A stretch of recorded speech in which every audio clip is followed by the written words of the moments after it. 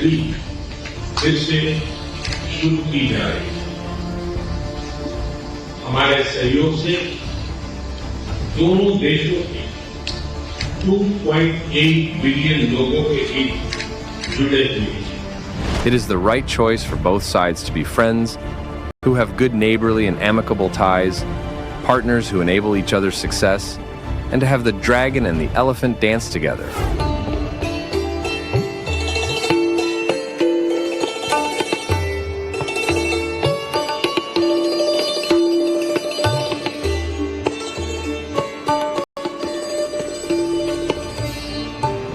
हमें एक दूसरे से तनाव नहीं करना चाहिए, हमें हाथ मिलाकर एक साथ काम करना चाहिए।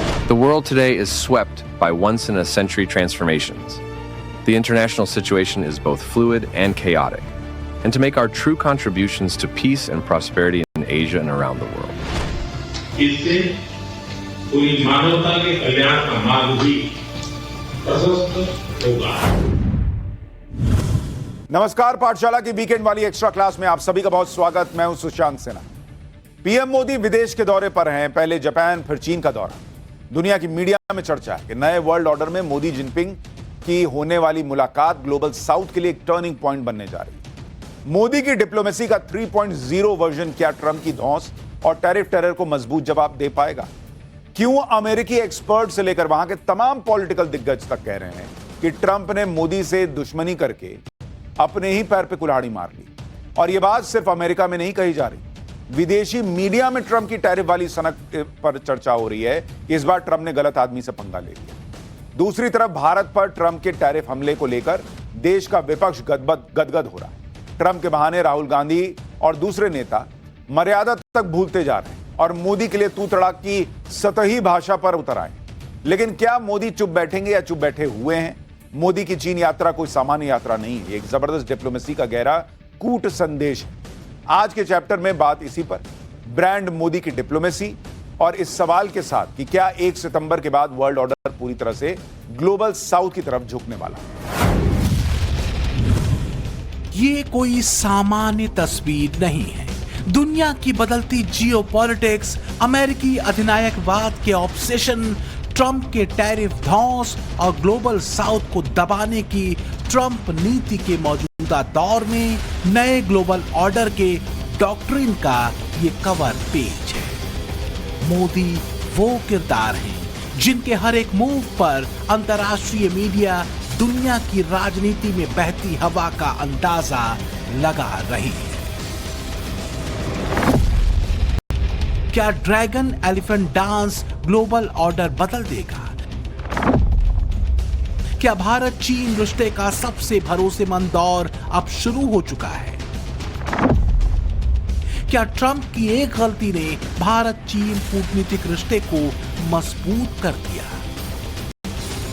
Certainly, Donald Trump is helping the situation, no doubt, because they both have shared interests. Donald Trump has upended a lot of the international order, and right now, India and China see their interests more aligned with one another than opposed to one another. They're treating India like they're school children who need to be told what to do, and India is the big boy. That moment when the United States said, "You will not buy oil from Russia or we will punish you," and India looked back at the US and said, "You will not tell us who we can or cannot buy oil from." That was such a cataclysmic moment.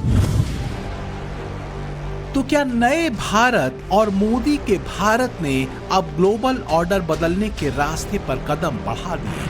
क्या चीन में Modi Jinping की मुलाकात नए global order की भूमिका है, या कहीं भारत चीन के बदलते रिश्तों को लेकर उम्मीदों और सकारात्मक संकेतों को टटोलने की अतिशयोक्ति तो नहीं हो रही?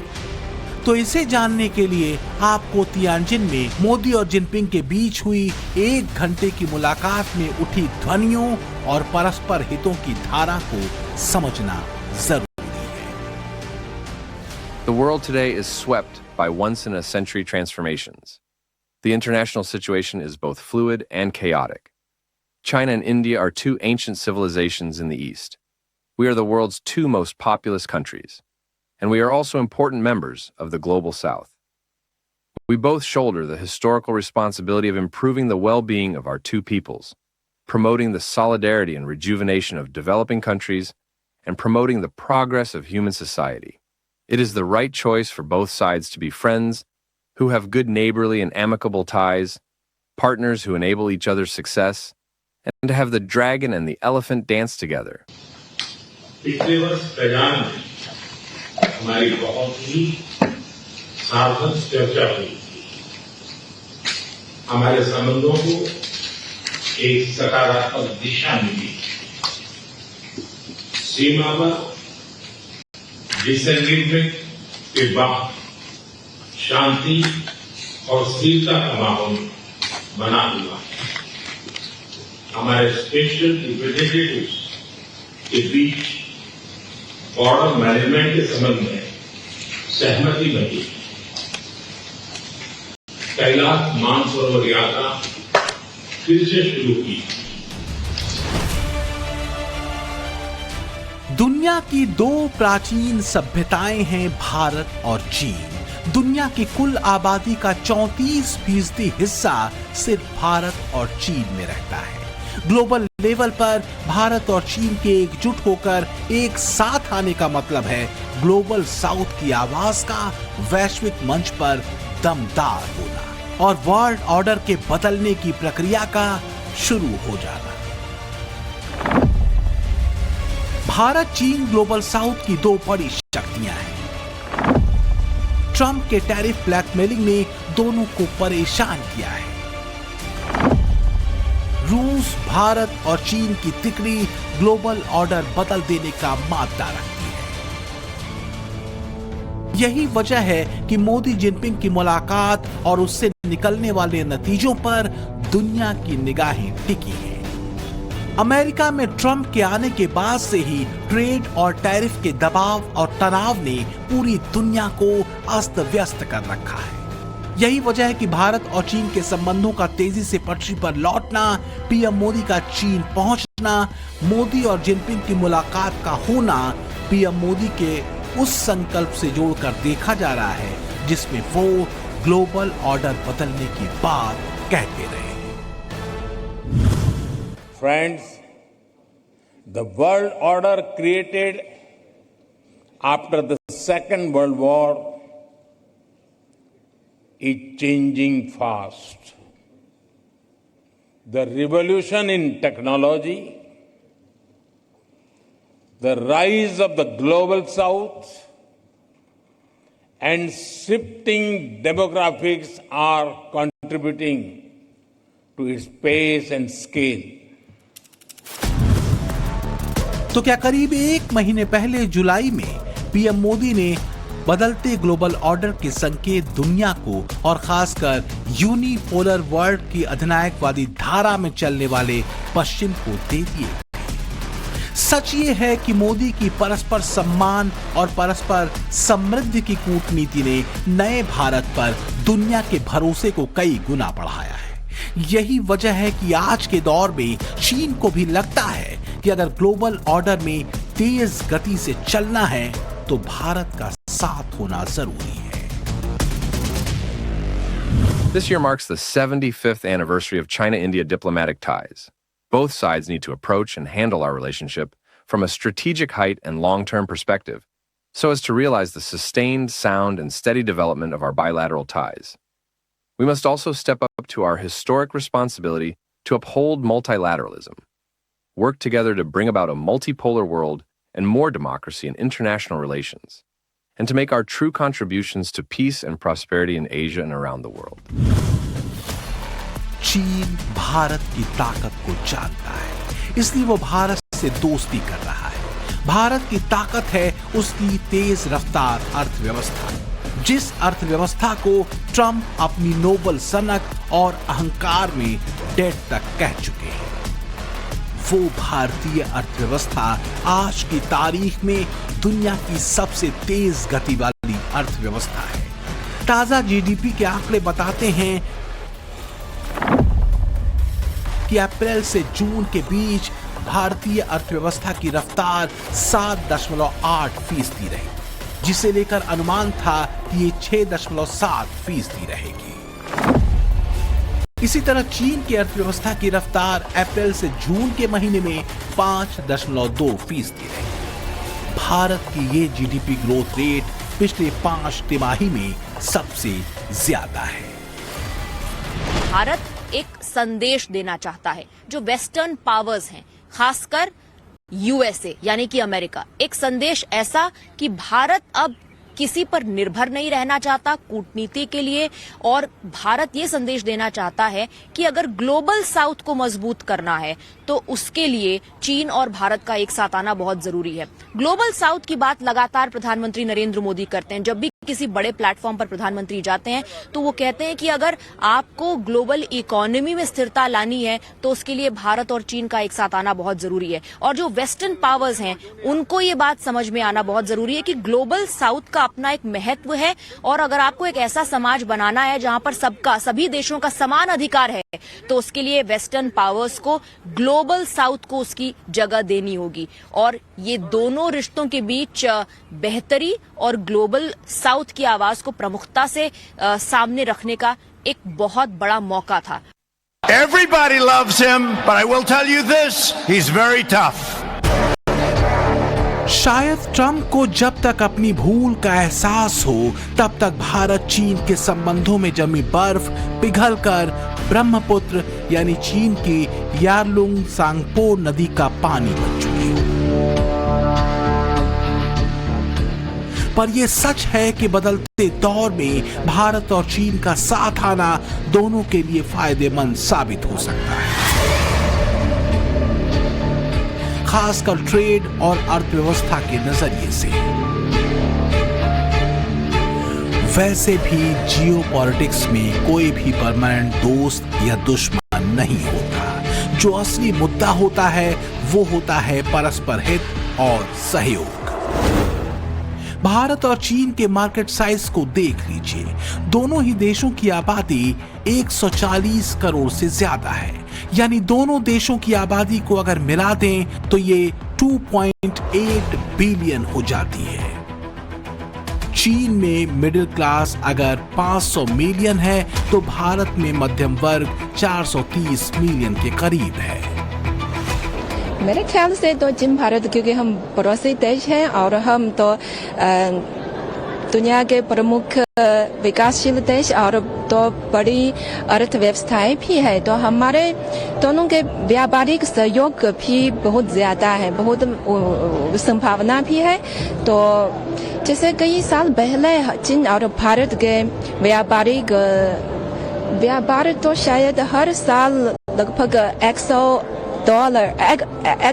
अरब डॉलर रहा है, तो इसलिए शायद बहुत संभावना होगा। इसलिए हमें एक दूसरे से तनाव नहीं करना चाहिए, हमें हाथ मिलाकर एक साथ काम करना चाहिए। आर्थिक नजरिए से दोनों देशों की आबादी वास्तव में एक मार्केट साइज भी है। मिडिल क्लास आबादी का ज्यादा होना मतलब एक बहुत बड़ी मार्केट, जिसका फायदा दोनों ही देश परस्पर सहयोग से उठा सकते हैं। यहाँ पर यह याद रखना जरूरी है कि भारत के इसी मार्केट पर ट्रंप की नजर रही है, और अब लगता है कि भारत के मार्केट में ट्रंप की दाल गलने वाली नहीं। एक बात तो मैं आपसे पहले भी कहता रहा हूं कि ट्रंप भाई साहब का भारत पर तगड़ा टैरिफ थोपना उनकी निजी खुन्नस वाला मामला है। इसी निजी खुन्नस वाली बात पर मुहर लगाई है अमेरिकी वित्तीय कंपनी जेफरीज की एक ताजा रिपोर्ट में, जिसमें दावा किया गया है कि ट्रंप भारत से इसलिए चिढ़े हुए हैं क्योंकि भारत ने कश्मीर मुद्दे को लेकर भारत पाकिस्तान के बीच ट्रंप की मध्यस्थता की पेशकश ठुकरा दी। जाहिर है इससे ट्रंप का नोबेल शांति पुरस्कार जीतने का सपना चकनाचूर हो गया, और दावा है कि बस यही बात ट्रंप को खटक गई। अब देखिए कि ऑपरेशन सिंदूर पर ट्रंप के सीजफायर वाले दावे की हवा भी भारत ने निकाली दी। इसमें कोई शक नहीं है कि भारत अमेरिका के रिश्ते कठिन दौर से गुजर रहे हैं। हालांकि भारत ने ट्रेड को लेकर बातचीत के रास्ते बंद नहीं किए हैं। इस सबके बीच भी पीएम मोदी ने एक संदेश तो दे दिया है कि भारत ने अपनी राह और विकल्प चुनने शुरू कर दिए हैं। दुनिया बहुत जल्द भारत की डिप्लोमेसी पर एक नया और असरदार दौर देखेगी। दुनिया दुनिया भर के एक्सपर्ट जिस 21वीं सदी को एशिया की सदी कहते हैं, उसकी प्रस्तावना मोदी ने बहुत पहले लिखी थी और अब माना जा रहा है कि चीन दौरे के साथ पीएम मोदी इसी ग्लोबल साउथ की किताब का पहला अध्याय लिख रहे हैं। चाहे मोदी एशियन देशों में हों, वैश्विक मंच पर हों या यूरोपीय देशों में, भारत की स्पष्ट नीति वो रखते रहे हैं। ग्लोबल साउथ को लेकर मोदी का संदेश विकसित देशों के लिए साफ रहा है। बिना भेदभाव के व्यापार और कारोबार, आतंकवाद के खिलाफ एकजुटता, शांति स्थिरता को बढ़ावा देना और वैश्विक संस्थाओं का अपने पूर्वाग्रहों से बाहर निकलना। Together, we must attempt to redesign global political and financial governance. This can remove inequalities, enlarge opportunities. Bharat चीन रिश्तों में सकारात्मक बदलाव की शुरुआत हुई थी पिछले साल रूस के शहर कजान में, जब ब्रिक्स देशों के शिखर सम्मेलन के दौरान पीएम मोदी और शी जिनपिंग मिले थे। पीएम मोदी और जिनपिंग के बीच हुई इस वार्ता से पहले जो बदलाव सीमा पर हुए थे वो ये कि एलएसी पर पेट्रोलिंग को लेकर दोनों देशों में सहमति बनी थी। डेप्सेंग प्लेन्स और डैमचौक में भी भारत का पेट्रोलिंग अधिकार बहाल हुआ था। बीते 4 साल में 17 राउंड की वर्किंग मैकेनिज्म की बातचीत और 21 राउंड के मिलिट्री डायलॉग के बाद डिसएंगेजमेंट हुआ और भारत को पेट्रोलिंग के अधिकार वापस मिले। ये मामला 2020 के संघर्ष से पहले का था। पूर्वी लद्दाख में पैंगोंग त्सो के क्षेत्र में गलवान संघर्ष के बाद एलएसी पर भारत और चीन के सैनिकों की मिरर डिप्लॉयमेंट हुई थी, यानी बिल्कुल युद्ध की स्थिति बन गई थी।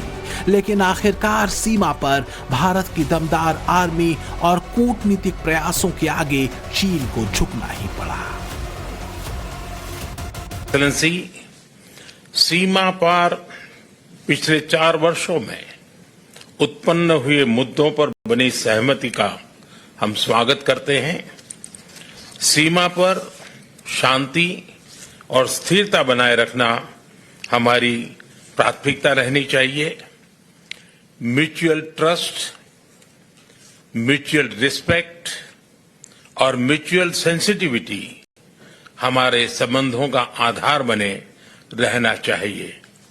मुझे विश्वास है कि हम खुले मन से बातचीत करेंगे और हमारी चर्चा कंस्ट्रक्टिव होगी। तमाम उतार चढ़ावों के बावजूद भारत और चीन के बीच व्यापार बेहतर रहा है। ग्लोबल टाइम की रिपोर्ट बताती है कि वित्त वर्ष 2024-25 में भारत चीन के बीच $127.71 बिलियन का व्यापार हुआ, जबकि अमेरिका और भारत के बीच $132.21 बिलियन का। लेकिन भारत चीन के रिश्तों में बदलाव और पिघलती बर्फ की वजह क्या सिर्फ ट्रंप फैक्टर है? मोदी डिप्लोमेसी का एक चैप्टर और है जो बेहद अहम है। पिछले दिनों ये खबर सामने आई थी कि चीन के राष्ट्रपति शी जिनपिंग ने इसी साल मार्च महीने में एक चिट्ठी भारत की राष्ट्रपति द्रौपदी मुर्मू को लिखी थी। माना जा रहा है कि वो चिट्ठी भारत चीन संबंधों में ऐतिहासिक बदलाव की एक वजह बनी। एक रिपोर्ट के मुताबिक इसी साल मार्च में चीन के राष्ट्रपति शी जिनपिंग ने भारत की राष्ट्रपति द्रौपदी मुर्मू को एक चिट्ठी लिखी थी। इस चिट्ठी में चीन के राष्ट्रपति ने भारत और चीन में रिश्ते सुधारने की इच्छा जताई थी। चीन के राष्ट्रपति शी जिनपिंग ने इस चिट्ठी में यह भी लिखा था कि अगर अमेरिका और भारत के बीच कोई समझौता होता है तो उससे चीन को नुकसान होगा। चीन के लिए अगर चिंता ट्रेड है तो भारत के लिए मुद्दा आतंकवाद भी है। तियानजिन में मीटिंग के दौरान पीएम मोदी ने जिनपिंग के सामने आतंकवाद का मुद्दा भी उठाया। रिपोर्ट्स के मुताबिक मोदी ने इसे वैश्विक मुद्दा बताया और साथ देने की मांग की। यानी पीएम मोदी का एजेंडा क्लियर है, राष्ट्र हित और सुरक्षा दोनों ही मोदी डिप्लोमेसी का अहम सूत्र हैं। पीएम मोदी ने ट्रम्प कार्ड को काउंटर करने के लिए 3D सूत्र को एक्टिवेट कर दिया है, यानी डिप्लोमेसी, डील और decision.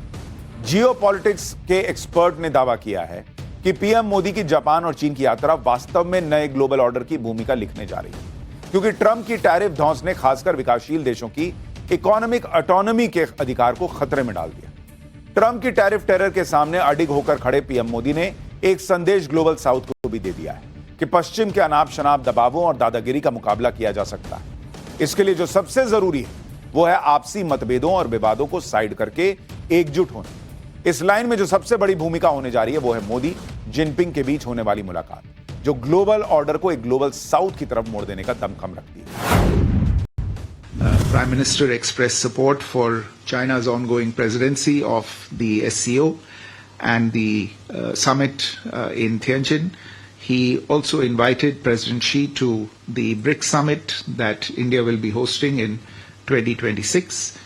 President Xi thanked Prime Minister for the invitation and offered China's full support to India's BRICS presidency. America समेत पूरे पश्चिमी देशों की बड़ी चिंता है रूस, भारत और चीन का ट्रायो। हालांकि भारत किसी भी गुट का हिस्सा बनने के बजाय अपनी स्वतंत्र नीति पर चलता है। मोदी की नीति भी यही रही है, पर यह बात दुनिया जानती है कि रूस के साथ मजबूती से खड़े रहने की कीमत भारत ने चुकाई है। चीन में नए ग्लोबल ऑर्डर की उभरती तस्वीर के बीच ग्लोबल मीडिया का फोकस होगा जिनपिंग, मोदी और पुतिन की तस्वीर पर। दुनिया की 17.5% आबादी भारत में रहती है, जबकि चीन में 17.2% आबादी, जबकि अमेरिका में दुनिया की 4.2% आबादी रहती है और रूस में केवल 1.7%। यानी दुनिया की आबादी, दूसरे शब्दों में कहें तो मैन पावर का 36% से ज्यादा हिस्सा तो सिर्फ भारत, रूस और चीन में रहता है। भारत SCO और ब्रिक्स दोनों में संतुलनकारी शक्ति में रहा है। यही वजह है कि दुनिया चीन या अमेरिका से ज्यादा भारत और पीएम मोदी पर भरोसा करती है। भारत ने वॉशिंगटन को यह बता दिया है कि पीएम मोदी ट्रंप के टैरिफ टेरर को काउंटर करने की राह बना चुके हैं। पीएम मोदी के जापान और चीन के दौरे ने एक संदेश तो अमेरिका तक भी पहुंचा दिया है कि दुनिया का मतलब सिर्फ अमेरिका नहीं होता। जियोपॉलिटिक्स की वेस्टर्न ओरिएंटेड धारा को बदलने का समय अब आ चुका है। अमेरिका समेत पश्चिमी देश जितनी जल्दी कॉलोनियल माइंडसेट से निकल आएंगे उतना बेहतर होगा, वरना मोदी के सामने राष्ट्रहित और विकसित भारत के अपने लक्ष्य को सिद्ध करने के लिए विकल्पों की कमी नहीं है। ये विकल्प बीते 11 साल में पीएम मोदी ने अपने भरोसेमंद और क्लीन किरदार से तैयार किए। दुनिया जानती है कि मोदी कभी भी ट्रंप नहीं हो सकते। वो अपने हितों के लिए दूसरों को झुकाने या धमकाने में यकीन नहीं करते, बल्कि साथ चलने में भरोसा करते हैं। मोदी की कूटनीति का यह सबसे बड़ा और असरदार पक्ष है। यही वजह है कि रूस तो रूस, चीन तक यह कह चुका है कि अगर अमेरिका रास्ते बंद कर रहा है तो कोई बात नहीं, हमारा मार्केट खुला है, आप यहां आइए। हालांकि चुनौतियां चीन में भी ट्रेड को लेकर कम नहीं। भारत का चीन के साथ व्यापार घाटा करीब $100 बिलियन का है। यानी हम चीन से सामान तो ज्यादा लेते हैं पर बेचते कम हैं। ट्रंप टैरिफ के बाद चीन अपने मार्केट को भारत के लिए खोलने का प्रस्ताव भी दे चुका है। The United States has imposed tariffs of up to 50% on India and even threatened for more. China fully opposes it. In the face of such acts, silence or compromise only emboldens the bully.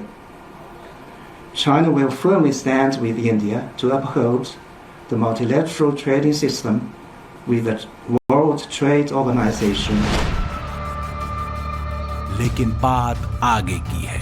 PM Modi के चीन यात्रा से Trump को और मिर्ची लगनी तय है। हालांकि खुद ट्रंप चीन के मामले में थोड़े नर्म रहे हैं। भारत और चीन ही ऐसे देश हैं जिन्होंने ट्रंप टैरिफ के आगे झुकने से इनकार कर दिया था। भारत चीन संबंधों में ट्रेड के अलावा भी कई मुद्दे हैं जो पेचीदा हैं। इनमें सीमा विवाद के अलावा भारत में आतंकवादी भेजने वाले पाकिस्तान का मुद्दा भी है, जिसके साथ चीन के संबंध मधुर हैं। कुल मिलाकर चीन के साथ कड़वे अनुभव कहीं ज्यादा हैं।